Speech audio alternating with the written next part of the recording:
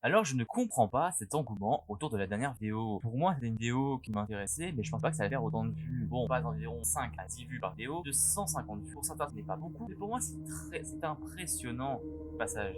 Du coup, ça m'a vraiment intéressé à faire la suite des vidéos. Du coup, aujourd'hui, nous allons descendre dans le deuxième tiers, parce que du coup, la dernière fois, je vous avais laissé avec la fin de la première partie. Et du coup, là, on va plonger dans l'eau. On va rester sur des sujets encore assez, pas très creepy, mais ça reste quand même un petit peu plus. Alors, bonne vidéo.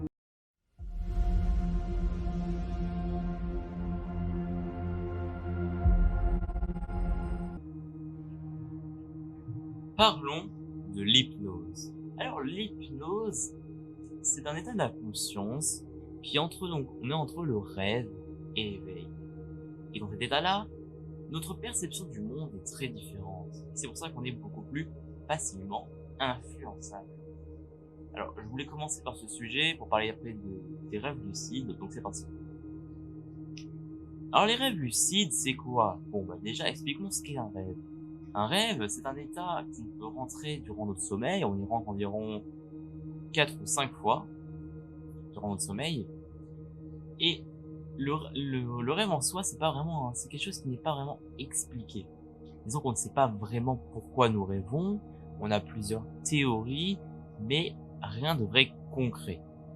Du coup, parlons du rêve lucide. Alors, le rêve lucide, à la différence d'un rêve, c'est que dans le rêve lucide, nous sommes lucides. Tout simplement, on peut contrôler nos rêves.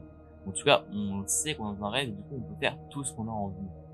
Même si généralement, il faut de l'expérience, de l'entraînement, avec un bon entraînement, on peut réussir à faire vraiment tout ce qu'on a envie. Ce qui soit des fantasmes ou autre chose, on peut vraiment le faire. On n'aura pas le jugement des autres, etc. Ce qui est vraiment très intéressant. Et puis, comme tous les sujets, je vous mets en description le lien pour être un peu plus approfondi autour de ces sujets. Et du coup, avant de finir ce sujet-là, j'ai envie de faire une petite parenthèse. Je n'ai pas regardé dans les autres parties si on y parlait, donc j'avais envie de parler dans ce sujet. Souvent, en complément des rêves lucides, on a un autre état qui est la paralysie du sommeil.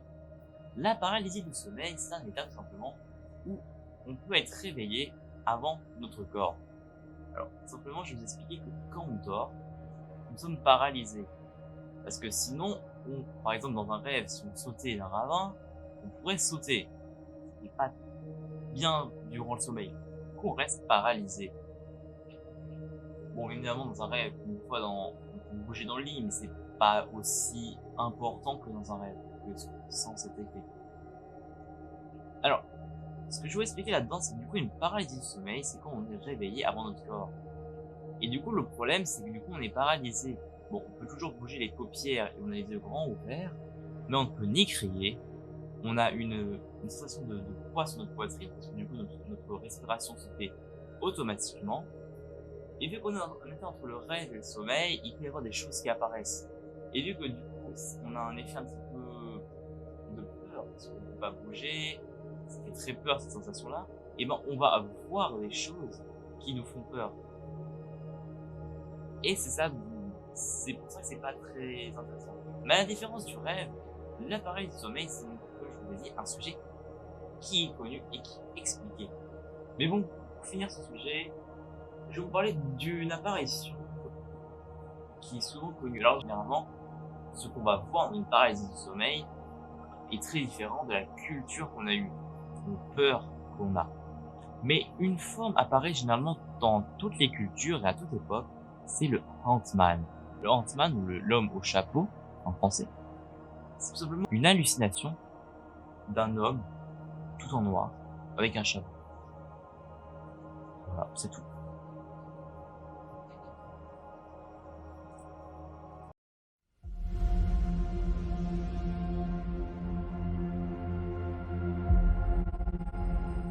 Les apparitions de petites filles fantômes, ça c'est un sujet qui est récurrent dans les témoignages paranormaux.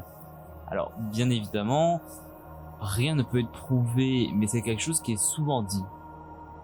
C'est tout.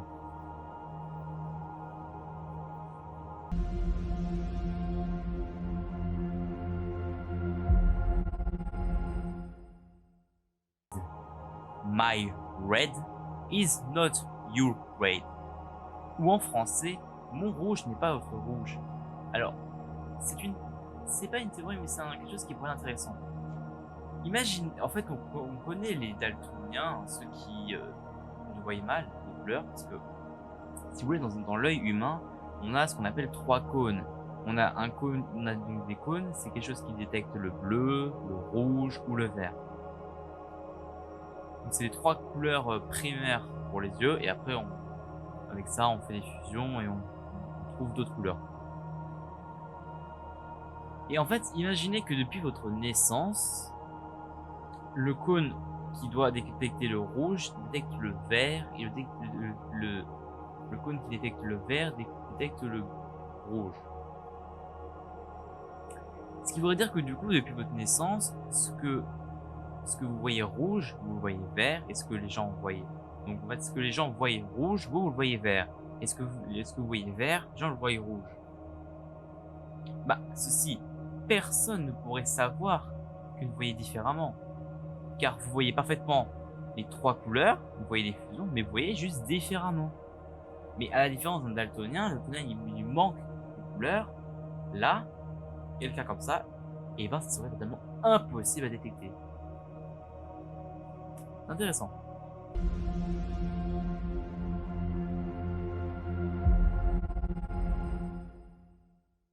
Butterfly Effect ou l'effet papillon. Alors, l'effet papillon, c'est ce qui est connu dans le jargon. En science, c'est appelé la théorie du chaos. Alors, pour vous donner un exemple, quand vous regardez la météo, des fois ils vont prévoir telle chose, et finalement le lendemain matin, ce ne sera pas la même chose. Et bien c'est là où va arriver l'effet papillon. C'est que vu qu'on ne connaît pas toutes les conséquences ou les petits événements qui vont arriver, on ne peut pas forcément savoir à peu près là, on peut pas savoir totalement la météo. En fait, si vous voulez, il est possible que par exemple, même un tout petit acte peut engendrer des grandes conséquences. C'est ça l'effet papillon. Exemple, imaginez que vous tuez un papillon. Bah, peut-être le fait de tuer un papillon, ça va engendrer un séisme au bout du monde. Par une suite d'événements qui est pas possible à prédire parce que vu qu'il y a beaucoup trop d'événements qui se passent dans le monde, on peut pas tout prévoir les événements. C'est pour ça que c'est aussi une théorie qui montre que le hasard n'existe pas. Car oui, le hasard n'existe pas, il faudrait juste savoir toutes les conséquences qui se mêlent entre elles pour arriver à un résultat. Par exemple, quand vous jetez les dés, on se dit ouais c'est le hasard. Non, ce n'est pas le hasard. C'est parce qu'on ne connaît pas tous les effets, on ne connaît pas la force à laquelle on envoie, la façon dans laquelle face où est le dé, la vitesse où le dé va être envoyé, la hauteur entre l'envoi des dés et la table, plein d'effets comme ça. Et si on les connaissait tous, on pourrait savoir parfaitement, par exemple, sur quel nombre le dé va tomber.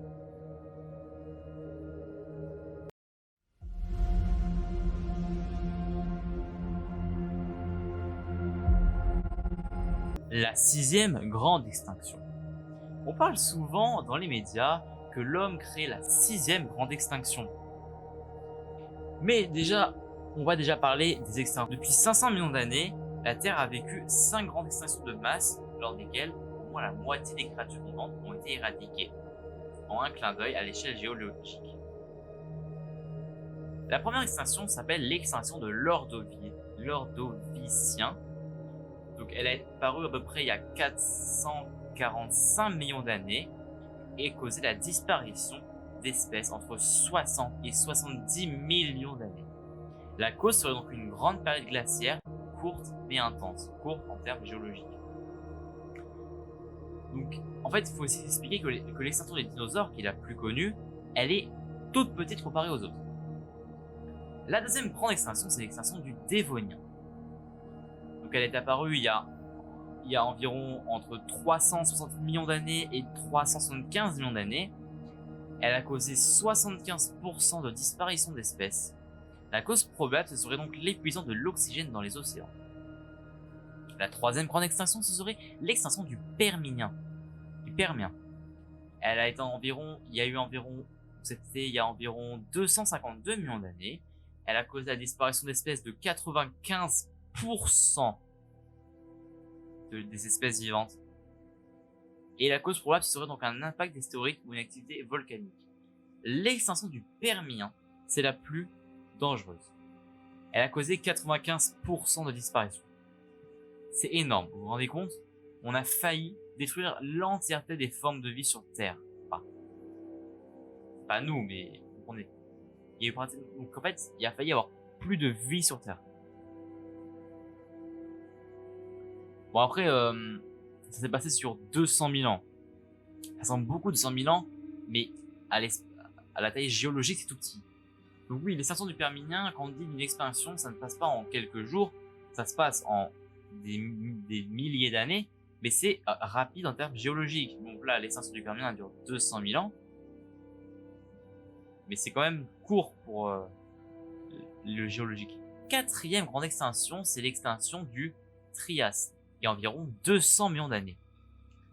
Donc elle a causé la disparition entre 70 et 80% de formes de vie, et ce serait une... Bref, c'est des causes multiples où on ne sait pas encore trop cette extinction du Trias.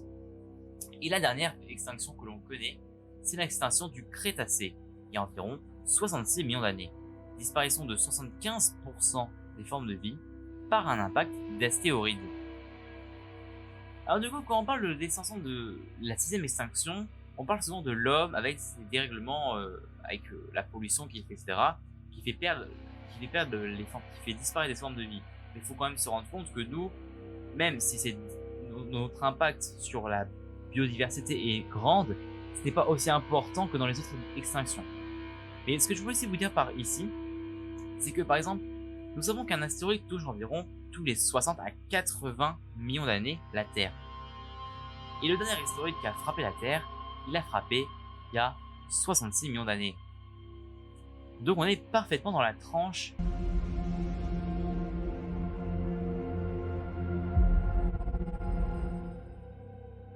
Men in Black, ou Homme en Noir en français.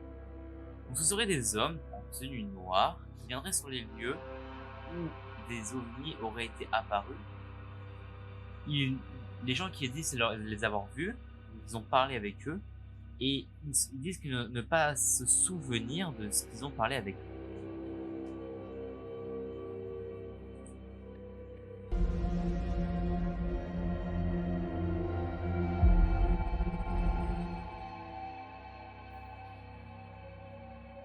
L'Agartha. Alors, l'Agartha, c'est une...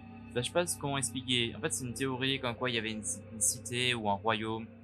Enfin, on sait pas trop. Ce serait une sorte de cité, un royaume ou un monde souterrain mythique. La description, elle est apparue dans la littérature française du 19e siècle au sein d'ouvrages romancés témoignant de légendes et de mythes hindouistes et bouddhisme. Le thème réapparaît au début du XXe siècle avec le témoignage contesté d'un universitaire aventurier ayant parcouru la Mongolie. Alors, donc sur le côté du monde souterrain, ça rend un petit peu, oui, parce qu'en fait, dans l'époque, par exemple, de Jules Verne ou tout ça, on avait encore la théorie du monde creux. La théorie du monde creux, si vous ne connaissez pas, c'est une théorie comme quoi le monde serait creux et qu'il y aurait d'autres êtres vivants dans la Terre, il y aurait une sorte d'autres terres. Il y aurait carrément un soleil dans la Terre avec une lune, et à l'intérieur, ce serait encore creux, etc. Ça ferait plusieurs couches de planètes. Donc c'est une théorie qui est beaucoup rentrée dans le 19e siècle. Donc par exemple, voilà, avec l'ouvrage de Jules Verne, on a par exemple Voyage au centre de la Terre. Et ben là, ça rentre totalement cette théorie qu'il y avait à l'époque.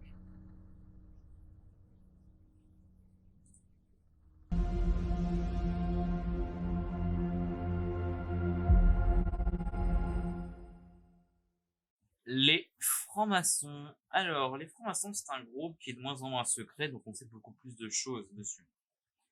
Alors, les francs-maçons, c'est simplement un groupe de personnes variées, hein, ça peut être autant des boulangers que des ministres, qui parleraient donc de sujets dans des loges.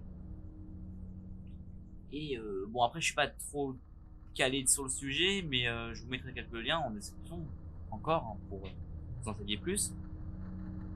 C'est un mouvement qui a été créé en 1598 en Écosse, puis est arrivé en Angleterre, puis après, pendant le XVIIe et XVIIIe siècle, ça s'est répandu dans toute l'Europe.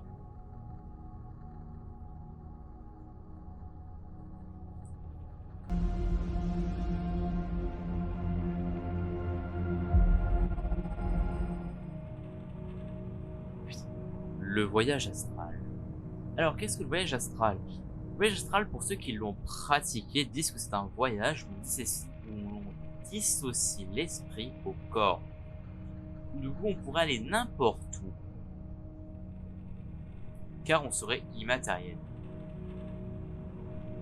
Alors, on sait pas tellement ce que c'est. Bon, on sait que c'est vrai et que c'est quelque chose qui existe vraiment, mais qu'est-ce que c'est vraiment? Est-ce vraiment une dissociation du corps, ou est-ce tout simplement une imagination des gens? En fait, c'est quelque chose qui est beaucoup étudié en science, hein, évidemment, le voyage astral. Donc déjà, on pourrait, en fait, tout simplement, les gens qui font un voyage astral, ils disent qu'ils se voient assis, ou en tout cas allongés dans leur lit. Donc c'est comme ça. Après, ils disent qu'ils peuvent aller voyager un peu n'importe où, et qu'ils des fois, ils ont découvert des pièces en voyage astral, et plus tard, ils vont le redécouvrir dans la vraie vie, c'est exactement la même chose. Aussi, souvent, quand quelqu'un, les gens qui font quand ils vont mourir, enfin, des fois, les gens, quand ils meurent, on les réanime avec le cœur, on les réanime, et ben, certains disent qu'ils ont vu ils ont pu faire un voyage astral, sortir de leur corps, ils ont vu tous les docteurs essayer de les réanimer. C'est très bizarre. Donc c'est assez compliqué à expliquer comme sujet, c'est un sujet qui est très troublant.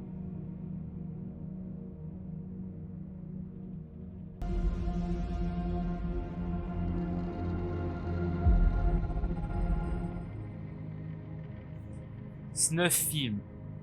Alors, ce sujet-là est un peu compliqué. Snuff film, du coup, donc ce sont des films.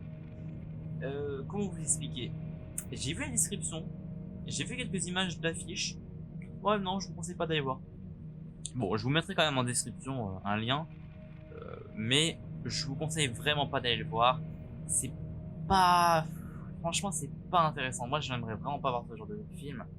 C'est des films, bah, je vous conseille d'aller voir par vous-même, hein. Mais faut vraiment vous risquez le péril, quoi. C'est vraiment pas des films. Ouais, si je vous montre quelque chose, c'est des films assez gore, quoi. Y a pas que ça, y a vraiment des sujets très graves à l'intérieur, je trouve. Et c'est vraiment des films particuliers, hein. Vraiment. Après, à vous risquer le péril.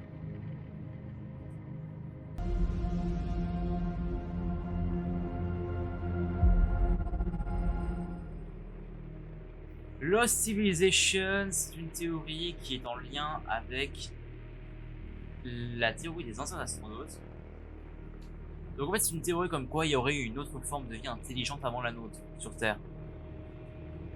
Cette théorie, elle vient aussi du fait que, donc il y a plusieurs millions d'années, je sais plus quand, je vais vous mettre les dates, il y a eu un réchauffement climatique pendant à peu près 10 000 ans, un laps de temps de 10 000 ans. Et puis après, plus rien. Donc des gens se sont dit, ouais, c'est le réchauffement climatique de notre espèce. Je sais pas.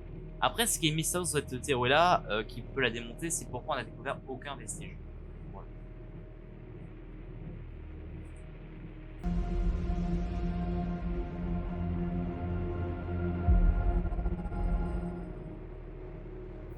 Le surnaturel en général.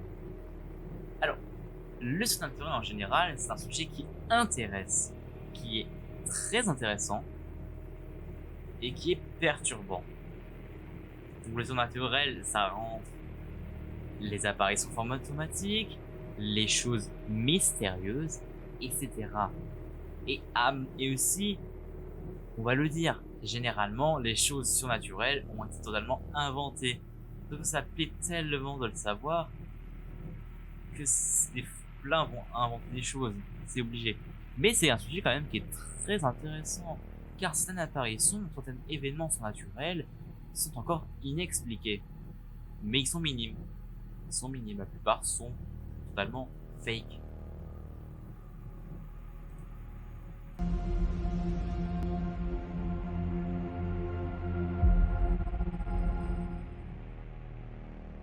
Francis Levy. Alors, qu'est-ce que Francis Levy? Francis Levy, c'est une histoire. Donc, alors, disons que cette histoire-là, j'ai pas bien compris si c'était une histoire vraie ou une histoire totalement inventée, même si je pense quand même que c'est inventé. L'histoire, c'est l'histoire d'un mystérieux, c'est une histoire mystérieuse concernant un pompier nommé Francis Levy. Un jour, lorsqu'il nettoyait une vitre, il était déprimé et convaincu qu'il allait mourir ce jour-là. Il est décédé plus tard dans la journée en escortant des personnes hors d'un bâtiment en feu. Le lendemain matin, les pompiers ont vu une empreinte de main sur la vitre qu'il nettoyait la veille. L'empreinte de la main refusait de se détacher de la vitre, même avec l'utilisation de produits chimiques. L'empreinte de la main est restée intacte pendant 20 années suivantes, jusqu'à ce que la fenêtre soit brisée par un jeune garçon. Bah, je sais pas trop si c'est une histoire inventée ou une histoire qui a fait du bruit, même si je pense quand même que c'est largement, il y a grande chance que ce soit une creepypasta.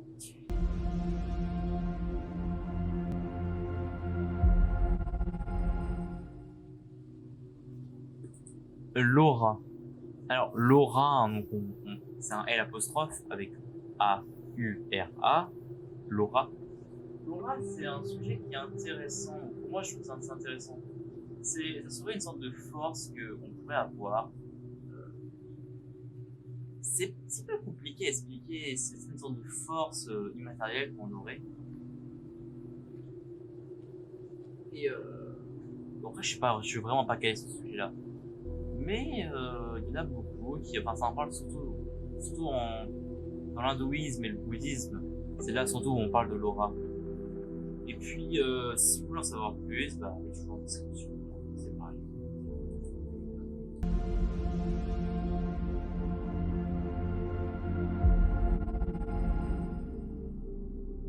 La théorie de la simulation. Alors, comme vous le savez, alors je sais pas si vous le savez, si vous connaissez cette théorie, mais je vais en parler. Donc la théorie de la simulation, c'est une théorie comme quoi on serait une simulation un peu à la Matrix. Tout simplement, c'est une théorie qui vient au fait que, avec nos avancées scientifiques, on arrive de plus en plus à faire de choses incroyables. Et on suppose qu'il serait possible de faire une simulation de l'univers un jour sur ordinateur, avec même des formes conscientes. Et du coup, si on y arrive, bah pourquoi ce ne serait pas possible qu'on soit dans une simulation? C'est un fait qui est intéressant, et on se dit, bah, et d'un certain côté, on pourra vraiment jamais le savoir. Mais du coup, vu qu'on est dans le flou, et ben on peut dire qu'il y a 50% de chances qu'on soit, et 50% de chances qu'on n'y soit pas.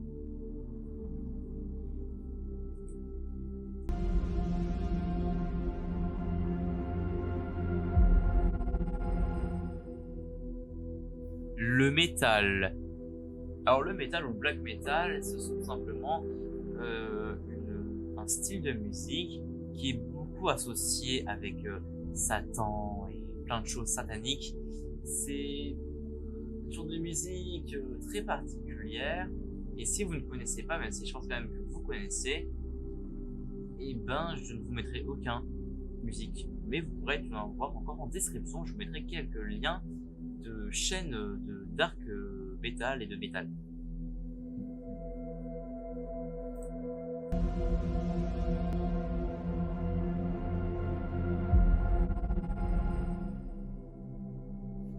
Les Néphilim, alors, sont des personnages surnaturels de la Bible.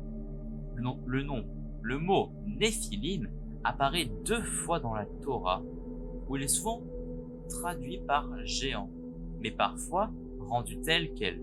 Selon les interprétations, le mot Néphilim pourrait signifier ceux qui sont tombés, ceux qui tombent, anges déchus, ou ceux qui font tomber, qui correspondent aux âmes des hommes. Le passage de la Genèse, où ils sont cités, laisse entendre qu'ils sont ou bien les fils de Dieu, ou bien, selon une lecture plus large répandue, le fruit de l'union entre fils et Dieu, et filles des hommes. Ce passage de la Genèse précède l'épisode du déluge, et si court soit-il, a donné lieu à diverses interprétations, souvent de caractère ésotérique.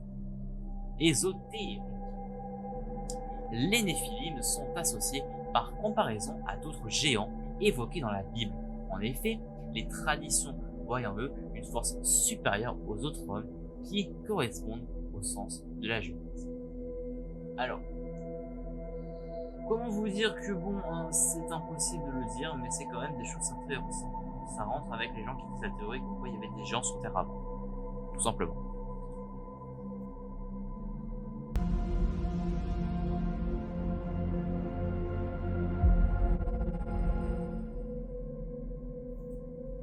Un tulpa. Alors, un tulpa, selon le bouddhisme tibétain, c'est une entité spirituelle créée par la force de la volonté de son invocateur. Il est forcé de se manifester dans le monde physique. Alors, dans ses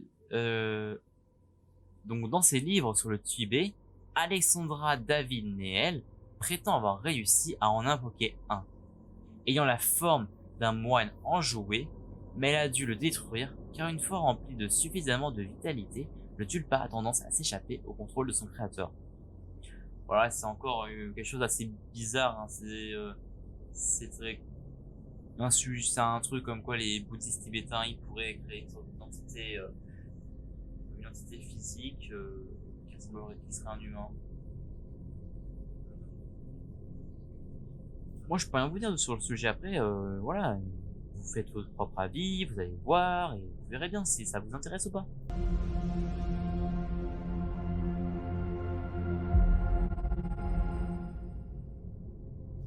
Bluebeam.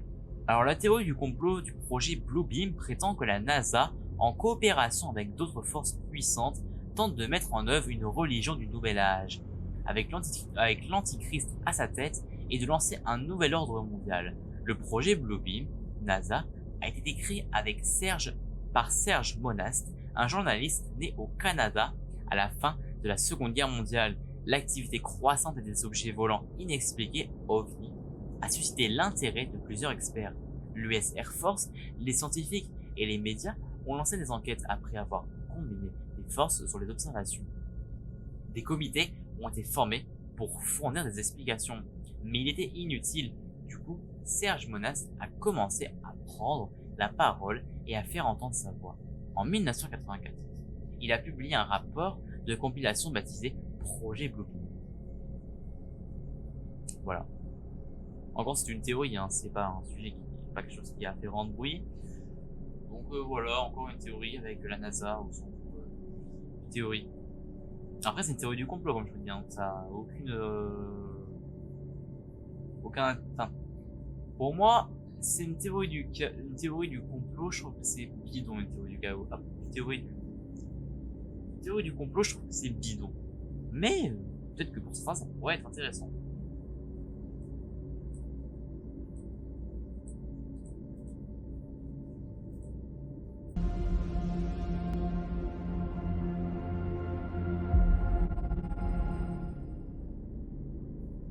Cicada 3301. Alors Cicada 3301, c'est une série de défis organisés sur internet et mettant en jeu à titre principal des compétences en cryptographie et en informatique. Donc ça se passe environ chaque année autour du 5 janvier et le but affiché est de recruter des individus très intelligents. L'identité des personnes ou organisations qui organisent ces défis demeure inconnue. Le Cicada 3301 a eu lieu la première fois en janvier 2012 et a duré un mois. Les hypothèses sur le groupe, sur les individus l'ayant créé, sont diverses. Sociétés secrètes, agences gouvernementales, hackers, on n'en sait rien. Ça fait très penser à quelque chose que j'avais vu il y a très longtemps. C'est une chaîne qui avait fait plus de 360 000 vidéos. Où en fait c'était des vidéos de 20 secondes où ils envoyaient, où ils faisaient une sorte de petits carrés de couleurs qui bougeaient avec des petits points et tout.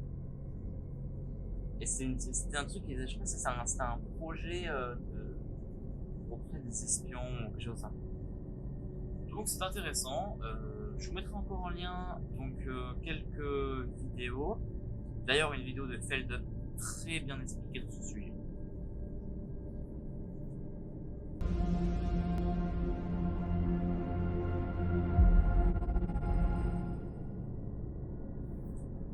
Le projet MK Ultra, dévoilé en 1975, est le nom de code d'un projet de la CIA des années 1950 à 1970, visant à développer les techniques de manipulation mentale.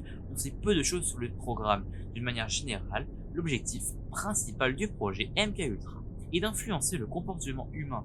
Les buts semblent être d'élaborer des méthodes permettant la manipulation mentale, ainsi que les possibilités permises par cette maîtrise. Parmi les objectifs recherchés, la production d'un sérum de vérité parfaite, également nommé la sauce, destiné aux interrogatoires de personnes soupçonnées d'être des espions soviétiques. Donc voilà, la CIA a fait pas mal d'expériences. Alors aussi, ils ont fait pas mal d'expériences sur des gens, même sur des étudiants. Ils ont mis des drogues, ils ont donné des drogues aux étudiants pour influencer les sujets. Donc c'est voilà, ce que je voulais dire par là dans le dernier sujet, c'est que du coup, il y a pas mal de choses qu'on ne sait pas et sûrement des choses voilà qui n'ont jamais été encore déclassées sur des projets qui ont été beaucoup plus sombres que ceux-là, qui sont du côté des États-Unis, de l'URSS ou de nos États en général. Donc voilà, c'est la fin du coup de la deuxième partie. Donc ça va. Encore, il n'y a pas eu trop de choses très très sombres. Il y a eu quelques sujets qui sont plus intéressants que d'autres. Mais voilà, encore ça reste sombre. Ça reste pas trop sombre. Dans le prochain épisode, donc on va atteindre le tier 3. Et si je ne me trompe pas, le tier 3, on est un peu plus profond. On est encore à côté de l'iceberg, mais on commence à s'approcher des profondeurs.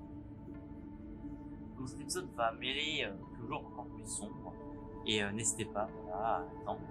Donc, généralement, si vous voulez savoir, je prends à peu près une semaine à faire un épisode, ce qui est assez, ça va, franchement, une semaine c'est largement correct pour faire un épisode. Allez, à la prochaine.